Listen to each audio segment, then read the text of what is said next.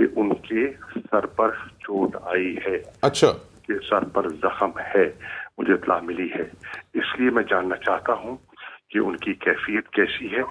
ان کی جو زخمی ٹانگ تھی اس پر بھی سنا ہے کہ کچھ چوٹیں آئی ہیں. میں اس لیے چاہتا ہوں، پہلی میری جو امیجیٹ جو ریکوائرمنٹ ہے وہ یہ ہے کہ میں ان کو دیکھوں، انہیں ملوں، ان کی فزیکل کنڈیشن دیکھوں، کیا ان کو ٹارچر کیا گیا ہے، نہیں کیا گیا، کیا صورتحال ہے. اور تو شاہ صاحب یہ رپورٹس آپ کو آ رہی ہیں کہ شاید اریسٹ میں اس وقت اریسٹڈ ہیں، تو خان صاحب پہ تشدد کیا جا رہا ہے. یہ کیا سرائیاں چل رہی ہے، سر پہ چوٹ کا ذکر بھی ہوا ہے، اور یہ کیا سرائیاں چل رہی ہیں.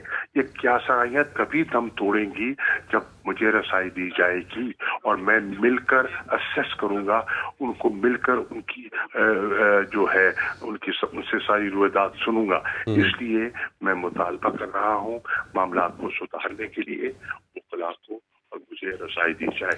اچھا شاہ صاحب، یہ بھی بتائیے گا کہ آج انہوں نے پیش ہونا ہے H11 میں جو گیسٹ ہاؤس ہے وہاں پہ، اور فار ایگزامپل اگر آج انہیں ریلیف نہیں ملتا ہے تو اس پہ پی ٹی آئی کی آگے کی کیا لائمل کیا پلان ہوگا؟